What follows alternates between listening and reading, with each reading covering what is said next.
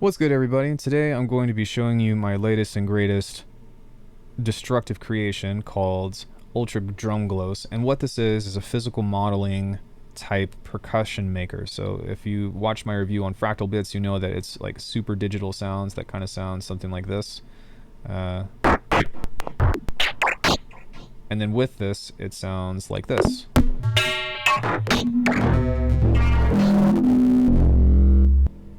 Pretty crazy, right? So one thing that I wanted to tell you all is that I had actually filmed this video from scratch, and I chose to delete it because there was a really super loud, shrieky sound in there that I think was actually hurtful to your ears, especially if it's unexpected. So rather than filming everything from scratch, I think that I'm going to give you the abridged version and give you the approach type, kind of like how I did with the neurobase video, and show you the ins and outs of what it takes to build something like this. The other thing too is, even if I showed you exactly what I did and you tried to follow along, it'd end up being different anyways. But the main thing that I want to talk about is, hey, whatever you do, put a clipper on the end of your channel. Clipper will help this from like going above a certain loudness, and it even does this with delays and stuff, which is really nice, but this will protect your ears from being like a little bit too much. So with that, I would love it if you guys could like and subscribe to the channel. I've been really working hard, hopefully you can tell, of just putting out interesting content, and I would love to know what kind of content you all would like to see from me in the future. And aside from that, if you want to grab a lesson with me, then I'd encourage you to, or support the channel by checking out alckemy.com. But let's go ahead and talk about what the heck this thing is. So the way that I do stuff on here is kind of akin to the way that Drambo is supposed to be built in the first place. And if this is your first time looking at Drambo, boy do I feel sorry for you. No, I'm just kidding, it'll be okay. But what we have here are 3 LFOs. You can have as many LFOs as you want, but what they're doing is essentially being dished out to a bunch of different effects by things that are gray. So if you see this little gray arrow right here in the middle of the waveguide like this, then you can see that you can actually assign an LFO to it, or this guy, right? And to do that, you click on the icon and then you figure out which LFO you want to control, and then when you have that set up, it'll just be like this. Let's do LFO purple. And now you can see that we've done that. We can also double tap on this to remove. Now with this, you're going to notice that there are some morphs right here. And what's interesting about this is what you use in case if you're trying to modulate parameters that don't have the gray thing. So a perfect example of this is you can see that the delay effects right here does not have any gray things on it. You're not even supposed to be able to do this. But the dev at Beep Street was like, nah, we're going to, I don't know, I guess give you a way to do it. I don't know why it's in here, but I'm glad that it is. I'd rather it be in here than not. I feel like everything should just have that gray module, but what can you say? But what you do is you hit assign, and then once you do that, as you can see over on the waveguide, you just drag the parameter how you want to, how much of the depth that you want to go in. What did I just do? What is this? And then you can kind of stay within that margin, and now whenever you twist this, you can see how far you can go, which is really cool. Then you can add an LFO to that. So what you want to do is have a lot of fun modulating all of the parameters here, but the actual chain of effects that we're using is a delay effects, a comb filter, a waveguide, chorus, distortion, frequency shifter, and then I want to talk about this one specifically because there's a couple of cool tricks. Actually, compressor, clipper, oscilloscope. So with the delay rack, it's kind of cool because this is pretty much like how you can, like in Bitwig, how you can nest effects.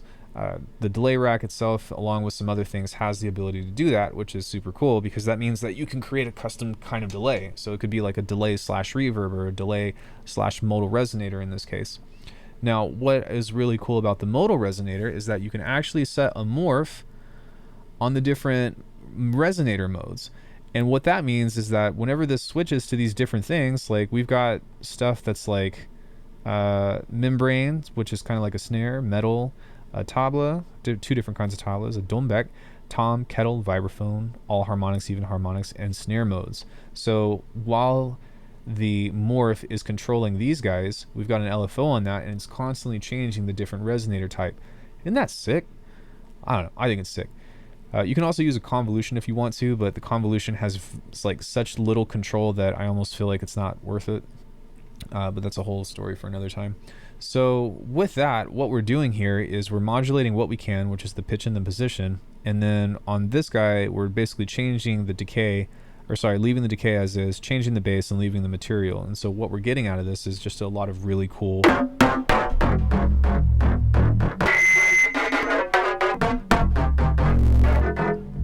So as I said before, you're going to get some of these shrieky sounds, and that's why it's really important for you to have that clipper on there. I'm also compressing the flip out of this. But that's why it's really, really important for you to keep that on there, because you're going to get some of those things. Now, the other thing about this is that if the sound isn't too loud, then those stings and shrieks and stuff can actually be extremely useful in some cases, especially when you pitch them down for creating, I don't know, like instruments and stuff in a sampler. So that's why I choose to leave them in. But once you have that, if you just think about set your modulators up, whether it be LFOs or LFOs and morphs, and then stack a bunch of random effects on here. Make sure that you've got a clipper at the end or a limiter. You can get Pro L2 on an iPad. You cannot get it on iOS, unfortunately, but you can use other stuff. Use that clipper, use the not clipper. Yeah, there's so many different options that you can attack from there. And then just have fun setting up these random settings and try that modal resonator thing. And the other thing too is that the modal resonator doesn't have a dry wet mix.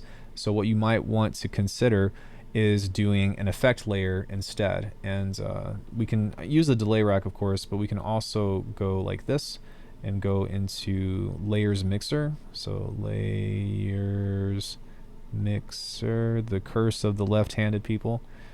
And you can create a second chain, and then you can put your resonator in here and then add a dry wet mix if you want to. And then you can also modulate this, which is super awesome. So from there, hopefully that was helpful in showing you how to describe these physical aspects of this, but this is pretty much how I make generators. This is pretty much how I make generators in anything, really. And I love that I can do this both on my phone, which is what I'm looking at, and on the iPad as a whole. There's going to be things that you're going to learn from doing stuff on this, and then also like translating it to the computer, and then like back and forth, and like you're going to have just this really cool, I don't know, I don't want to say revelation, but there's this really cool like ecosystem of sound design where stuff just starts translating over, and that's kind of where I'm at right now, and it's a lot of fun. So if you all have any questions about how this was made or anything else of the sort, things that you want to see, again, as I said in the beginning of the video, let me know. But other than that, thank you so much for watching. I'm going to be showing you how to make a cool generator that's like sloppy and stuff using some cheat codes in the next video. Take care, everybody. I'll see you in the next video.